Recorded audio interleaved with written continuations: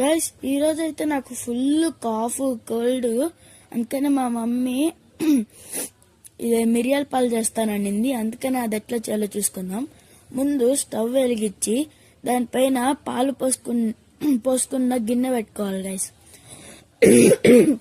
ఆ గిన్నె ఇదయ్యే లోపు మనం ఇవన్నీ దంచుకుందాం గైస్. ఇదైతే మిరియాలు గైస్, మిరియాలు దంచుకోండి, బాగా దంచుకోండి గైస్, అప్పుడే బాగా టేస్ట్ వస్తుంది. టేస్ట్ కాదు అంటే బాగా తగ్గిద్ది. తర్వాత ఇలాచి చేసుకోండి గైస్, ఇలాచి అంటే యాలక్కలు, అది కూడా బాగా మిక్స్ ఇది దంచండి గైస్.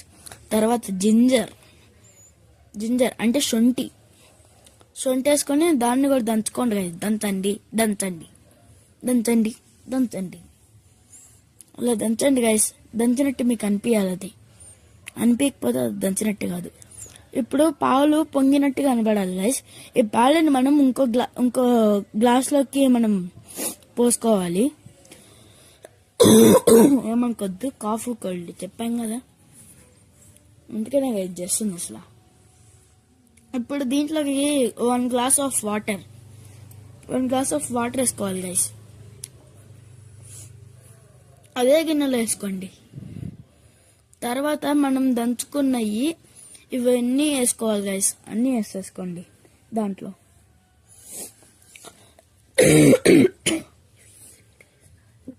గైస్ ఇది 2-3 డేస్లో మీకు రిలీఫ్ ఇచ్చింది గైస్. ఏ మెడిసిన్ వాడక్కర్లా. ఒక 5 మినిట్స్ ఆగండి గైస్. ఇది ఇట్లా కనపడాలి, ఒక బ్రౌన్ కలర్లో పొగలు వస్తూ.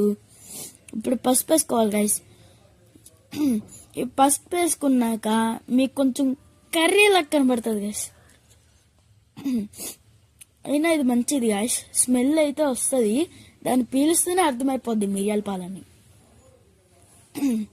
తర్వాత ఇప్పుడు కొంచెం 2 బెల్లం వేసుకోవాలి గైస్. 2 అంటే 2. తర్వాత అది కరిగేదాకా మిక్స్ చేసుకోవాలి. గైస్ నేను ఇప్పుడు పాలు పోసుకున్నాను. ఆ పాలు పోసుకునేది కొంచెం మిస్ అయిపోయింది గైస్, ఏదో ప్రాబ్లం వల్ల.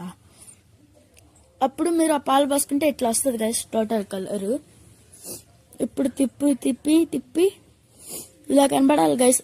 అది మంచిగా కనబడాలి, మిరియాల పాలకు కనబడాలి అది.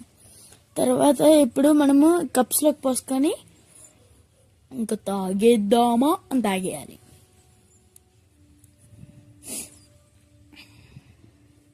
ఓకే గైస్, ఇప్పుడు కప్పు